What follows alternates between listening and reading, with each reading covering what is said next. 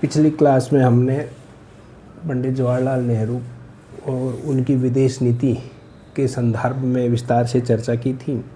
कुछ घटनाक्रम, कुछ जो वैश्विक स्तर के ऊपर उन्होंने जो प्रयास किए थे उपनिवेशवाद के विरुद्ध और साम्राज्यवाद के विरुद्ध, उसके ऊपर हमने विस्तार से चर्चा की थी।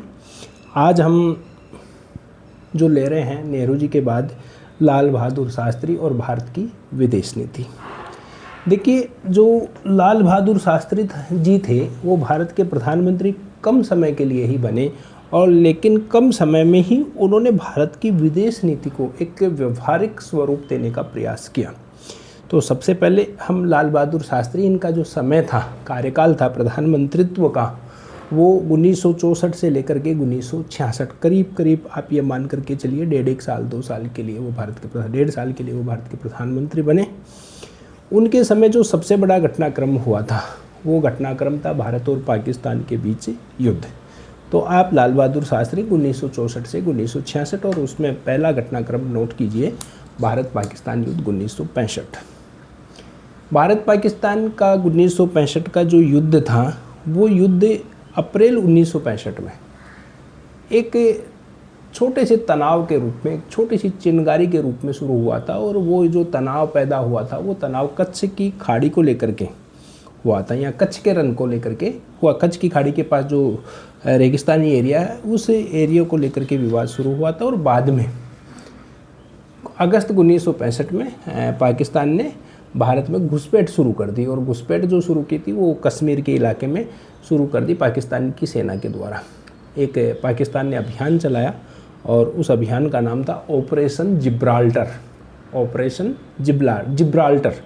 उस ऑपरेशन जिब्राल्टर के माध्यम से पाकिस्तान की सेना ने भारत में घुसपैठ प्रारंभ कर दी। और ये जो तनाव था, ये जो घुसपैठ थी, इस घुसपैठ के कारण से सितंबर 1965 में भारत और पाकिस्तान के बीच में युद्ध शुरू हो गया। और ये युद्ध जो था, ये युद्ध एक व्यापक स्तर पर शुरू हो गया। भारत की ओर से भी जवाबी कार्रवाई की गई, और भारत ने जवाबी कार्रवाई करते हुए लाहौर पर हमले किए। लेकिन इसी समय संयुक्त राष्ट्र संघ ने 23 सितंबर 1965 को इस युद्ध में हस्तक्षेप किया और दोनों पक्षों के बीच में युद्ध विराम करवाया। तो कहने का मतलब कुछ समय के लिए युद्ध हुआ, और उस युद्ध के पश्चात संयुक्त राष्ट्र संघ के हस्तक्षेप से दोनों के बीच में युद्ध विराम हो गया। तो कुछ घटनाक्रम जो इससे संबंधित थे वो थे भारत पाक युद्ध 1965, पाकिस्तान द्वारा जो घुसपैठ के लिए अभियान चलाया गया था, उस अभियान का नाम क्या था?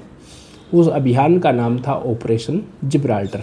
यह युद्ध जो शुरू हुआ था, इसका जो तात्कालिक कारण था वो था कच्छ के रण को लेकर के विवाद। लेकिन बाद में कश्मीर में जो घुसपैठ की गई, उस कश्मीर की घुसपैठ ने इस युद्ध को व्यापक स्वरूप प्रदान किया। 6 सितंबर तारीख अगर आपको ध्यान नोट करनी है तो 6 सितंबर 1965 को इन दोनों के बीच में ऑफिशियल युद्ध प्रारंभ हुआ, और भारत ने जवाबी कार्रवाई करते हुए लाहौर पर हमला कर दिया। संयुक्त राष्ट्र संघ के हस्तक्षेप से दोनों के बीच में तारीख जो थी वो थी 23 सितंबर 1965। दोनों के बीच में युद्ध विराम करवाया गया। अब चूंकि दोनों के बीच में युद्ध विराम हो गया तो फिर इन दोनों के बीच में एक समझौता भी हुआ, और उस समझौते का नाम है ताशकंद समझौता। तो आप नोट कीजिए, ताशकंद समझौता। ताशकंद समझौता जो था वो 10 जनवरी 1966 को हुआ था। तारीख इसकी नोट कीजिए, 10 जनवरी 1966। ताशकंद है कहाँ पर? ताशकंद एट प्रेजेंट ये उज्बेकिस्तान की राजधानी का नाम है, यानी ये उज्बेकिस्तान में है। लेकिन बात अगर हम 1966 की कर रहे हैं तो उस समय तात्कालीन सोवियत संघ USSR के अंतर्गत आता था। तो ताशकंद तात्कालीन सोवियत संघ और वर्तमान में उज्बेकिस्तान में है। समझौता 10 जनवरी 1966। समझौता कराने वाले कौन थे? समझौता कराने वाले थे सोवियत संघ के कोसिजिन या कोसिगिन दोनों बोला जाता है, तो उन्होंने यह समझौता करवाया। और समझौता करने वाले कौन थे? भारत के प्रधानमंत्री थे और उधर से पाकिस्तान के प्रधानमंत्री थे। भारत के प्रधानमंत्री लाल बहादुर शास्त्री और उस समय पाकिस्तान के प्रधानमंत्री थे अयूब खां। इन दोनों के बीच में ताशकंद समझौता हुआ और इस समझौते के फलस्वरूप क्या हुआ कि दोनों देश युद्ध से पहले की जो स्थिति थी, यानी युद्ध से पहले जिसके अधिकार क्षेत्र में जो एरिया आता था, वो अपने अपने युद्ध उसमें अपने अपने बाउंड्रीज में चले जाएंगे, यानी युद्ध से पहले की स्थिति में पुनः लौट जाएंगे और दोनों देश वापस से कूटनीतिक संबंध स्थापित करने का प्रयास करेंगे। तो अब आपके एग्जाम की दृष्टि से जो ताशकंद समझौता है उसमें क्या महत्वपूर्ण क्वेश्चन बनते हैं। नंबर 1, ताशकंद समझौता कब हुआ? 10 जनवरी 1966 के। किन किन के बीच में हुआ? भारत और पाकिस्तान। भारत के प्रधानमंत्री लाल बहादुर शास्त्री और पाकिस्तान के प्रधानमंत्री अयूब खां के बीच में हुआ। कहाँ हुआ ताशकंद? ताशकंद कहाँ है? वर्तमान में उज्बेकिस्तान में है और उस समय यह सोवियत संघ में था। समझौता कराने वाला या उसमें मध्यस्थता करने वाला कौन था? कोसिजिन, संयुक्त राष्ट्र संघ का। ठीक है, तो ये हो गया आपका ताशकंद समझौता। और ताशकंद समझौते के अगले दिन ही लाल बहादुर शास्त्री जी की मृत्यु हो गई। अब लाल बहादुर शास्त्री जी की जो विदेश नीति थी, और अगर हम कंपेयर करें नेहरू जी की विदेश नीति से, तो दोनों में क्या डिफरेंस निकल करके आता है? दोनों में डिफरेंस ये निकल करके आता है कि भाई जो नेहरू जी थे वो थोड़े ज़्यादा आदर्शवादी थे। लाल बहादुर शास्त्री आदर्शवादी के साथ में उन्होंने यथार्थवाद और व्यवहारिकता का समन्वय किया। उन्होंने अपनी जो विदेश नीति थी, उस विदेश नीति को यथार्थवादी स्वरूप देने का प्रयास किया। दृढ़ सैन्य प्रतिक्रिया, क्योंकि पाकिस्तान ने जो हलचल शुरू की थी, पाकिस्तान ने जो विवाद और तनातनी और घुसपैठ शुरू की थी, तो लाल बहादुर शास्त्री जी ने मजबूती के साथ में सैन्य प्रतिक्रिया, यानी मजबूती के साथ में भारत ने करारा जवाब दिया था। और दूसरी अगर हम बात करें वैश्विक स्तर पर, तो जिस तरह के जो प्रेशर्स, जो दबाव शास्त्री जी की विदेश नीति पर पड़ रहे थे, शास्त्री जी ने आत्मनिर्भरता की नीति अपनाई।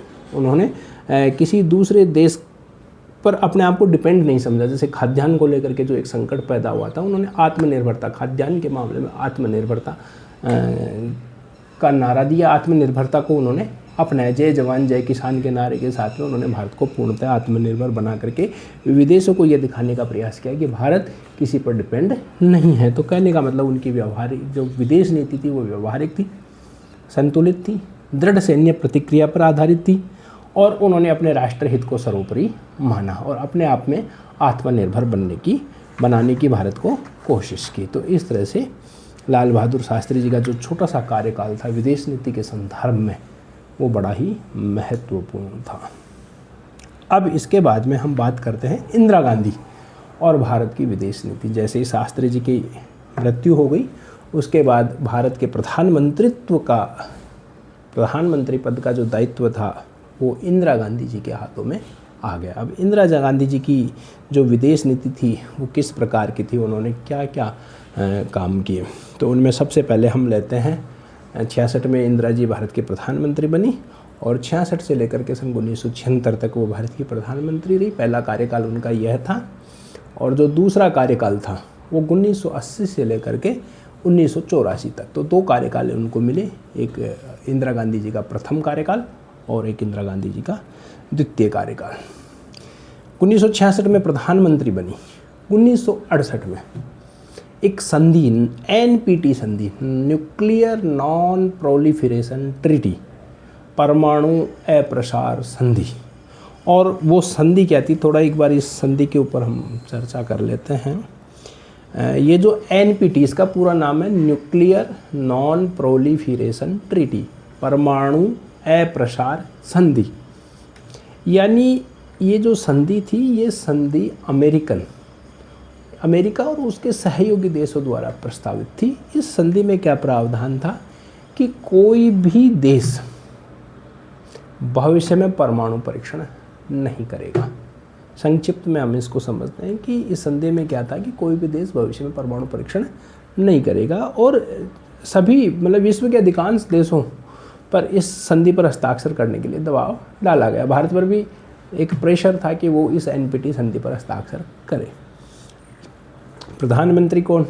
इंदिरा गांधी। इंदिरा गांधी के ऊपर प्रेशर था, लेकिन इंदिरा गांधी जी ने कहा कि भाई आप जो ये संधि लेकर के आ रहे हो, ठीक है, अच्छी बात है, लेकिन आपने खुद ने तो परमाणु बम बना लिए, और खुद बना करके बाकी के जो देश हैं उन देशों को कहते हो कि तुम परमाणु बम मत बनाओ, भविष्य में तुम कोई भी परमाणु से संबंधित, परमाणु प्रसार से संबंधित कोई काम नहीं कर सकोगे। तो पहली बात तो यह है कि तुमने जो परमाणु बम बना लिए, तुमने जो परमाणु परीक्षण कर लिए, पहले उनको डिफ्यूज करो, उनको नष्ट करो। तुम्हारे पास भी नहीं होंगे, हम भी नहीं बनाएंगे, हम हस्ताक्षर करने के लिए तैयार हैं। तो पहली बात तो इंदिरा गांधी जी का विरोध का कारण ये था। दूसरा कारण ये था कि भाई आप मेरे को, चीन से खतरा है, चीन के पास में परमाणु, चीन ने पहले ही परमाणु परीक्षण कर चुका है। पाकिस्तान के साथ मेरे आए दिन युद्ध होते रहते हैं, चीन पाकिस्तान का साथ देता रहता है। तो भविष्य में यदि मान लीजिए चाइना के साथ में मेरा कोई संघर्ष हुआ, तो एक तरफ तो वो न्यूक्लियर पावर है और मैं यानी भारत परमाणु परीक्षण नहीं कर सकेगा, तो दोनों के बीच में जो बैलेंस है वो हो ही नहीं पाएगा। तो कहने का मतलब ये था कि जिनके पास में परमाणु बम है या जिन्होंने परमाणु परीक्षण कर रखे हैं, पहले वो अपने जो बनाए हुए हैं उनको डिफ्यूज करो, उनको नष्ट करो। तुम्हारे पास भी नहीं होंगे, हम भी हस्ताक्षर कर देंगे। तो कहने का मतलब बहुत दबाव डाला। अब दबाव डालने के साथ साथ में जो परमाणु बम बनता है वो यूरेनियम 235 उसमें काम आता है। अब यूरेनियम 235 की भारत को बहुत ज़्यादा आवश्यकता है। यूरेनियम 235 की भारत को बहुत ज़्यादा आवश्यकता है। अब यूरेनियम 235 दो काम आता है, या तो इससे आप बना लो बिजली, ऊर्जा, एनर्जी, या फिर आप कर लो इसका परमाणु बम बनाने में काम में ले लो। यानी यूरेनियम 235 दो चीज़ों के काम आता है, एक तो बम बनाने के काम आता है और एक बिजली पैदा करने के काम आता है। अब चूंकि भारत में बिजली की कमी है, तो भारत को बिजली पैदा करने के लिए यूरेनियम तो चाहिए, और वो यूरेनियम कहाँ से मिलेगा? वो दूसरे देशों से मिलेगा। ठीक है। अब जो अमेरिका जैसे देश थे जो इस संधि के प्रस्तावक थे, वो ये कह रहे थे कि जो भी देश इस संधि पर हस्ताक्षर नहीं करेगा, हम उसको यूरेनियम की सप्लाई रोक देंगे। अब चूंकि भारत के सामने समस्या यह है कि चलो परमाणु बम तो हम बनाएंगे कि नहीं बनाएंगे वो बाद की बात है, लेकिन यूरेनियम नहीं मिलेगा तो हमारे यहाँ बिजली उत्पादन के ऊपर असर पड़ेगा। लेकिन फिर भी अब इन दबावों के बीच में भी इंदिरा जी ने कहा कि ये जो आप संधि लेकर के आ रहे हो, एनपीटी संधि, ये संधि भेदभावपूर्ण है, असमानता पर आधारित है। पहले इस संधि को समान रूप से तैयार कीजिए कि आप भी परमाणु बम को नष्ट कीजिए, हम भविष्य में नहीं बनाएंगे, इस बात की गारंटी देते हैं, लेकिन पहले इसके जो भेदभावपूर्ण प्रावधान हैं उन प्रावधानों को तो ख़त्म कीजिए। तो इस तरह से इन दबावों के बीच में भारत के प्रधानमंत्री इंदिरा गांधी जी ने एनपीटी संधि पर हस्ताक्षर करने से मना कर दिया, और उसके मना करने के कारण भारत को यूरेनियम की सप्लाई बाधित हो गई। तो ये एक बहुत बड़ा। दूसरा जो बात थी, तो एक तो हो गया आपका एनपीटी 1968, 5 मार्च 1970 को ये संधि लागू हुई थी, 1968 में ये संधि आई थी। अगली जो हम बात कर रहे हैं कि भारत और सोवियत संघ के साथ मित्रता की संधि। तो दूसरा कदम इंदिरा गांधी जी ने क्या उठाया कि जो सोवियत संघ था, उस सोवियत संघ के साथ 20 वर्षों के लिए शांति, मित्रता और सहयोग की संधि, ये संधि हुई थी, नोट कर लीजिए आप, 9 अगस्त 1971, 9 अगस्त 1971। तो 1971 को भारत और सोवियत संघ के बीच 20 वर्षों के लिए मित्रतापूर्ण संधि या मित्रता की संधि हुई। अब चूंकि इंदिरा गांधी जी ने अपने विदेश नीति को व्यवहारिक रूप देने का प्रयास किया, कैसे कि जब चीन के साथ भारत का युद्ध हुआ था तो हमारा कोई भी एक बड़ी महाशक्ति के साथ में कोई रिलेशन नहीं थे। यहाँ इंदिरा जी ने देखा कि अगर भविष्य में अगर किसी प्रकार का कोई वैश्विक संकट आता है तो उस स्थिति में हमारा एक बड़ा मित्र अवश्य होना चाहिए जो हमें संकट के समय हमारा साथ दे सके। तो इसी आधार पर उन्होंने 9 अगस्त 1971 को सोवियत संघ के साथ में मित्रता की संधि कर ली। अब प्रश्न यह उठने लगा कि आपने मित्रता की संधि तो कर ली, लेकिन क्या इससे आपकी गुट निरपेक्षता प्रभावित होगी?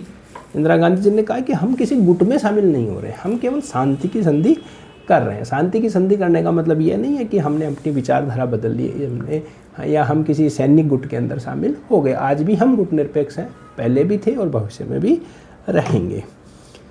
तो यहाँ उन्होंने एक दूरगामी सोच का परिचय दिया।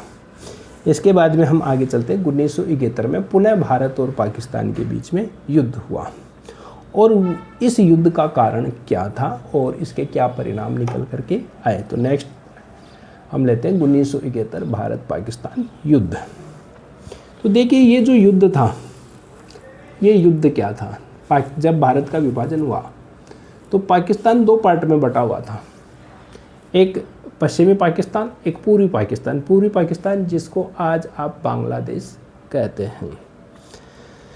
तो दो एरिया हो गए पाकिस्तान के, एक पूरब की ओर और एक पश्चिम की ओर।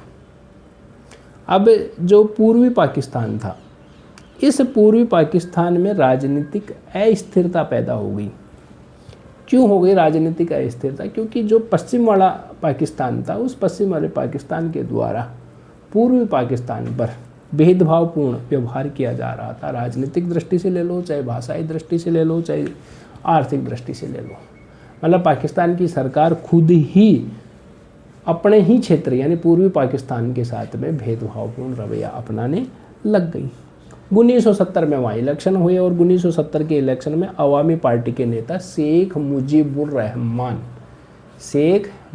रहमान को बहुमत मिला, लेकिन पाकिस्तान की सरकार ने उनको सत्ता हस्तांतरित नहीं की, जिससे वहाँ पर जनता का आक्रोश बढ़ गया।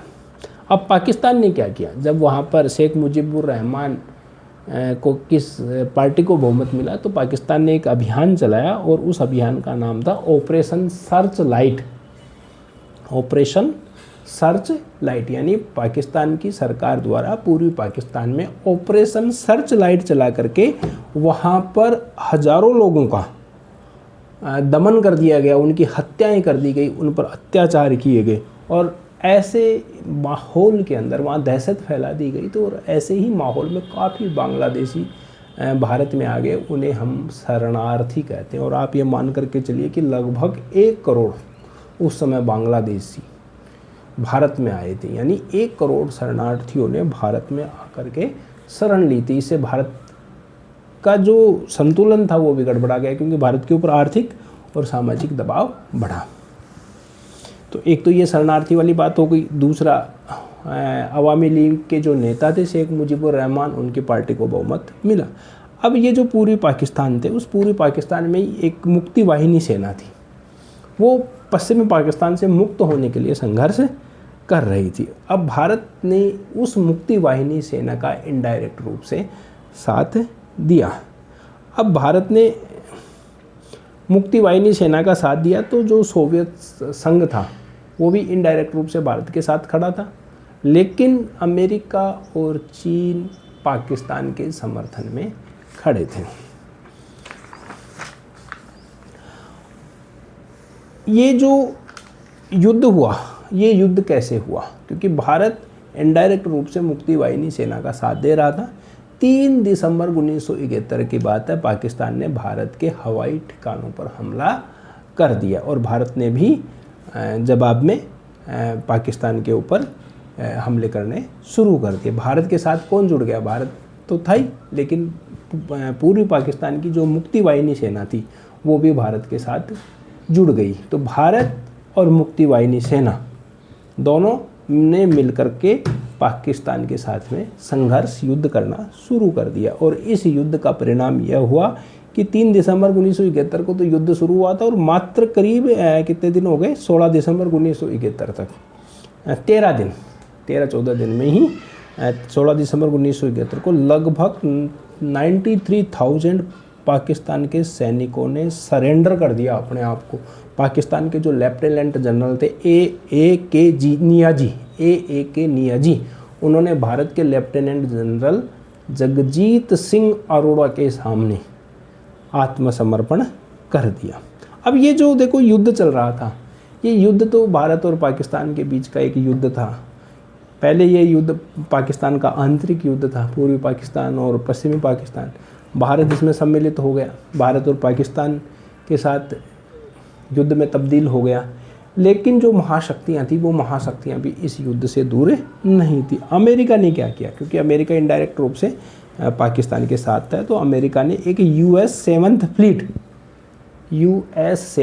फ्लीट यानी अमेरिका का 7वां जो बेड़ा था, अमेरिका का जो नौसेना का जो 7वां बेड़ा था, वो 7वां बेड़ा परमाणु शक्ति से संपन्न होकर के USS एंटरप्राइज विमान वाहक पोत था। 7वां बेड़ा, उसका नाम USS एंटरप्राइज भी था, और इसने बंगाल की खाड़ी में तैनात कर दिया। यानी अमेरिका ने क्या किया कि जो नौसेना का 7th फ्लीट 7वां बेड़ा था उसे बंगाल की खाड़ी में तैनात कर दिया, जो कि परमाणु शक्ति से संपन्न था। अब ये जो 7वां बेड़ा तैनात किया, वो 7वां बेड़ा तैनात क्यों किया? क्योंकि अमेरिका मनोवैज्ञानिक रूप से भारत को भयभीत करना चाहता था। वो पाकिस्तान के समर्थन में वहाँ खड़ा हुआ था। अब यहाँ देखिए, इंदिरा गांधी जी ने संधि कर रखी थी, किसके साथ में कर रखी थी? सोवियत संघ के साथ में कर रखी थी। 1971 में वो संधि पहले ही कर ली थी। अब वो संधि हमारे यहाँ काम आ रही है। काम क्या आ रही है कि जैसे ही अमेरिका ने अपना 7वां बेड़ा बंगाल की खाड़ी में तैनात किया भारत को डराने के लिए, वहीं USSR ने भी अपने युद्धपोत और परमाणु पनडुब्बियां हिंद महासागर में भेज दी। कहने का मतलब क्या हुआ कि अब देखो, इस युद्ध को पूरा समझो। पाकिस्तान का आंतरिक युद्ध, ठीक है, धीरे धीरे ये युद्ध भारत और पाकिस्तान के बीच में तब्दील हो गया। पाकिस्तान का साथ दे रहा था अमेरिका। भारत ने संधि कर ली थी किसके साथ में? सोवियत संघ के साथ में। अमेरिका ने अपना नौसैनिक बेड़ा हिंद महासागर में तैनात कर दिया। क्यों? कि इस युद्ध के दौरान भारत को मनोवैज्ञानिक रूप से भयभीत कराने के लिए। अब उधर से कौन आ गया? उधर से सोवियत संघ आ गया। उसने भी अपने पनडुब्बियां और युद्धपोत अरब सागर में तैनात कर दी। अब यहाँ देखिए, बैलेंस हो गया। अमेरिका का नौसैनिक बेड़ा, USSR की पनडुब्बियां, दोनों वहाँ पर तैनात हो गई। अब अमेरिका कुछ कर नहीं सकता था। क्यों नहीं कर सकता था? कि अमेरिका किसी प्रकार का कदम उठाता तो उधर से सोवियत संघ भारत की सहायता के लिए खड़ा था, तो दोनों में बैलेंस हो गया। दोनों कुछ नहीं कर पाए और उधर भारत ने पाकिस्तान पर अपना युद्ध जीत लिया। और पाकिस्तान के जो लेफ्टिनेंट जनरल थे A.A.K. नियाजी, उन्होंने भारत के लेफ्टिनेंट जनरल जगजीत सिंह अरोड़ा के सामने आत्मसमर्पण कर दिया। तो ये, और इस युद्ध का परिणाम क्या हुआ? इस युद्ध के परिणाम स्वरूप बांग्लादेश एक नए राष्ट्र के रूप में उभर करके सामने आया। अब मैं इसके कुछ की पॉइंट्स आपको बता देता हूँ कि भारत पाकिस्तान युद्ध 1971, कारण क्या था? कारण था कि पाकिस्तान द्वारा पूर्वी पाकिस्तान, मतलब पश्चिमी पाकिस्तान द्वारा पूर्वी पाकिस्तान में भेदभाव किया जा रहा था। आवामी पार्टी के नेता शेख मुजीबुर रहमान की पार्टी को बहुमत मिला, लेकिन उन्हें सत्ता नहीं दी गई। पाकिस्तान ने अभियान चलाया ऑपरेशन सर्च लाइट, और इस ऑपरेशन सर्च लाइट के द्वारा वहाँ के लोगों की हत्याएं की गई। बांग्लादेश की सेना एक मुक्ति वाहिनी सेना थी, जो पूर्वी पाकिस्तान की सेना थी मुक्ति वाहिनी।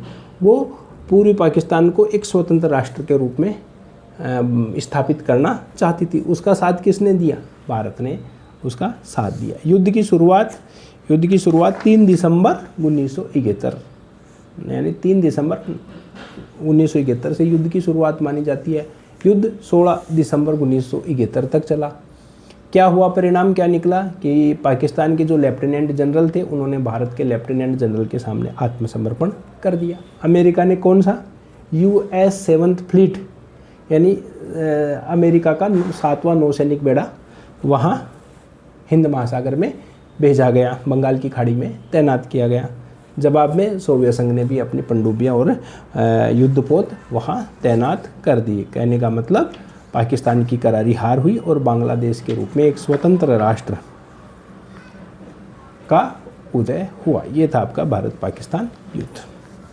अब भारत पाकिस्तान के बीच में जो युद्ध हुआ, उसके जस्ट कुछ समय बाद में दोनों के बीच में एक समझौता भी हुआ, और उस समझौते का नाम था शिमला समझौता। तो अगला नोट कीजिए आप, शिमला समझौता। शिमला समझौता कब हुआ?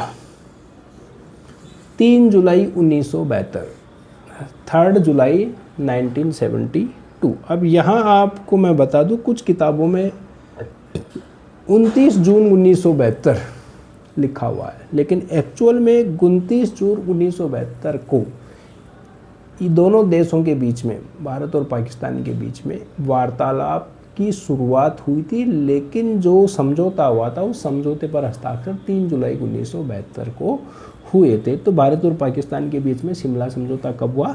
3 जुलाई 1972 को, मतलब ऑथेंटिक रूप से, यानी जो हस्ताक्षर हुए थे वो 3 जुलाई 1972 को हुए थे। समझौता किन किन के बीच में हुआ? वही भारत के प्रधानमंत्री और पाकिस्तान के प्रधानमंत्री। भारत के प्रधानमंत्री इंदिरा गांधी और पाकिस्तान के प्रधानमंत्री जुल्फिकार अली भुट्टो, जुल्फिकार अली भुट्टो, इन दोनों के बीच में ये समझौता हुआ युद्ध के बाद। तो शिमला समझौता 3 जुलाई 1972, ठीक है ना। और किन किन के बीच में हुआ? भारत पाकिस्तान, भारत के प्रधानमंत्री इंदिरा गांधी और पाकिस्तान के प्रधानमंत्री जुल्फिकार अली भुट्टो के बीच में हुआ था। समझौते की मुख्य बात क्या थी? समझौते की सबसे बड़ी जो मेन बात थी, वो मेन बात यह थी कि कश्मीर का मुद्दा, इसको द्विपक्षीय मुद्दा मान लिया गया। इतने समय से पाकिस्तान क्या था, कश्मीर के मुद्दे को अंतर्राष्ट्रीय मंच पर उछालता रहता था। वो कश्मीर को एक अंतर्राष्ट्रीय मुद्दा बना रहा था, भारत और पाकिस्तान का मुद्दा न मान करके एक अंतर्राष्ट्रीय मुद्दा मान रहा था। लेकिन भारत की कूटनीतिक सफलता यह थी कि कश्मीर के मुद्दे को द्विपक्षीय मुद्दा मान करके यानी पाकिस्तान से इस बात पर हस्ताक्षर करवा लिया कि कश्मीर का मुद्दा द्विपक्षीय मुद्दा है, और जब कभी भी भविष्य में कश्मीर के मुद्दे का समाधान ढूंढने की कोशिश की जाएगी, भारत और पाकिस्तान मिलकर के समाधान ढूंढेंगे, किसी तीसरे पक्ष की मध्यस्थता स्वीकार्य नहीं होगी। कश्मीर में जहां युद्ध विराम हुआ उस रेखा को LOC, लाइन ऑफ कंट्रोल, नाम दिया गया। दोनों एक दूसरे के ऊपर बल प्रयोग नहीं करेंगे, और जो कैदी पकड़े गए या जो पकड़े गए कैदी थे उनकी रिहाई कर दी जाएगी। इस तरह से दोनों के बीच में समझौता हुआ। इसके बाद में ये आपके 3-4 घटनाक्रम हो गए इंदिरा गांधी जी के। अब बात करते हैं कि देखो, एक कच्छद्वीप टापू, ये कच्छद्वीप टापू था, ये आपके इस महासागर में, हिंद महासागर में एक छोटा सा टापू था, और 1974 में इसे श्रीलंका को सौंप दिया गया। भारत ने श्रीलंका के संबंध में दूर रहने का सिद्धांत अपनाया। तो ये जो पहला कार्यकाल था इंदिरा गांधी जी का, इस इंदिरा गांधी जी के पहले कार्यकाल में उनके NPT संधि पर हस्ताक्षर नहीं करना, सोवियत संघ के साथ 20 वर्षों के लिए मित्रता की संधि करना, और जो भारत पाकिस्तान युद्ध था उस युद्ध में भारत को एक मजबूत राष्ट्र के रूप में उभर करके सामने लाना, और साथ में शिमला समझौते के माध्यम से कश्मीर के मुद्दे को द्विपक्षीय मुद्दा बनवा लेना, ये इंदिरा गांधी की बहुत बड़ी कूटनीतिक सफलताएं थी। अब जो इंदिरा गांधी जी ने एक सिद्धांत दिया था, उस सिद्धांत का नाम था इंदिरा डॉक्ट्रिन। इंदिरा डॉक्ट्रिन, इंदिरा सिद्धांत के नाम से जाना जाता है। और ये जो इंदिरा डॉक्ट्रिन था, इंदिरा सिद्धांत, वो क्या था? वो दक्षिण एशिया के संदर्भ में था। इस सिद्धांत का में क्या था कि अगर दक्षिणी एशिया के देशों में कोई भी विदेशी दखल करने की कोशिश करेगा तो उसे हम स्वीकार नहीं करेंगे। यानी दक्षिणी एशिया की स्वतंत्रता से संबंधित था इंदिरा डॉक्ट्रिन, और कोई भी विदेशी दखल यहाँ पर स्वीकार्य नहीं होगा।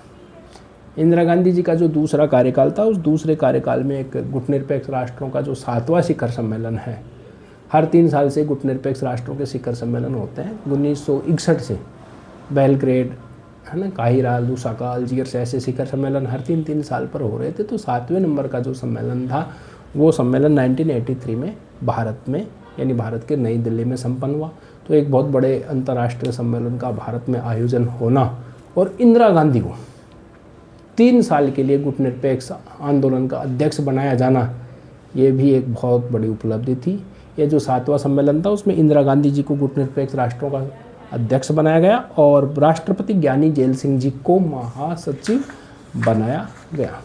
अब इंदिरा गांधी जी की जो विदेश नीति थी वो कैसी थी? बिल्कुल जो नेहरू जी थे उन नेहरू जी से काफ़ी कुछ अलग हट करके थी, बिल्कुल यथार्थवादी नीति थी। और इंदिरा गांधी जी ने मतलब दूरगामी नीति थी, दूरगामी सोच का परिणाम था। पाकिस्तान को उन्होंने सबक सिखाया, व्यवहारिक नीति थी। सोवियत संघ के साथ में उन्होंने संधि करके अपनी व्यवहारिकता का परिचय दिया। तो इस तरह से हमने जो इंदिरा गांधी जी और लाल बहादुर शास्त्री जी की विदेश नीति है, वो विदेश नीति बड़ी ही अंतर्राष्ट्रीय स्तर पर अपने बहुत बड़े मायने रखती है। तो भारत की विदेश नीति में अभी तक हमने 1947 से लेकर के और 1983 तक का समय कवर कर लिया है, जिसमें जो जनता पार्टी की सरकार बनी थी 1977 से 1979, उसके बारे में हम बात कर लेते हैं कि 1977 में जब इंदिरा गांधी जी की सरकार चली गई और 77 में जनता पार्टी की सरकार मोरारजी देसाई जी की सरकार बनी, तो उन्होंने कहा असली गुटनिरपेक्षता, जो मोरारजी देसाई थे प्रधानमंत्री थे और उनके समय विदेश मंत्री थे अटल बिहारी वाजपेयी। तो अटल बिहारी वाजपेयी जी या मोरारजी देसाई सरकार के समय असली गुटनिरपेक्षता की बात कही गई। अब असली गुटनिरपेक्षता क्या था? असली गुटनिरपेक्षता का मतलब यह था कि 1971 में जो इंदिरा जी ने समझौता किया था सोवियत संघ के साथ में, तो कुछ जो आलोचक थे वो ये आरोप लगा रहे थे कि भारत की विदेश नीति अब गुटनिरपेक्षता की तरफ नहीं रही, क्योंकि एक तरफ झुक गई है। वो सोवियत संघ के साथ संधि कर ली, मतलब भारत का झुकाव सोवियत संघ की ओर हो गया। जनता पार्टी सरकार का क्या कहना था कि इंदिरा जी के समय भारत की विदेश नीति का जो झुकाव सोवियत संघ की ओर हो गया था, उस झुकाव को दूर करना ही असली गुटनिरपेक्षता है। तो असली गुटनिरपेक्षता की नीति पर काम करने पर जनता पार्टी सरकार ने, मोरारजी देसाई सरकार ने, अटल बिहारी वाजपेयी उस समय विदेश मंत्री थे, उन्होंने इस चीज़ के ऊपर जोर दिया। तो यहाँ तक हम विदेश नीति को समझ चुके हैं। अब थोड़ा ब्रेक लेते हैं और उसके बाद में जो राजीव गांधी थे और राजीव गांधी से लेकर के प्रधानमंत्री नरेंद्र मोदी तक जो भारत की विदेश नीति है उसमें क्या बदलाव हुए, क्या क्या हुआ, उस सब के बारे में चर्चा करते हैं। देखिए ये जो क्लास है आपकी, ये RPSC फर्स्ट ग्रेड है और अब ये सेट की एग्ज़ाम आने वाली है, नेट की एग्ज़ाम हो रही है, उसके लिए बड़े इम्पोर्टेंट है। जिस किसी को भी पढ़ना हो वो मेरे नंबर बोर्ड के ऊपर लिखे हुए हैं और यहाँ कॉल करके और संपर्क कर सकते हैं। साथ ही चैनल को सब्सक्राइब कर दीजिए। और भी बहुत सारे वीडियोज़ मैं जितना जल्दी हो सकता है मैं डालने की कोशिश कर रहा हूँ। धन्यवाद। कुछ समय का ब्रेक और उसके बाद में हम आगे विदेश नीति लेते हैं। धन्यवाद।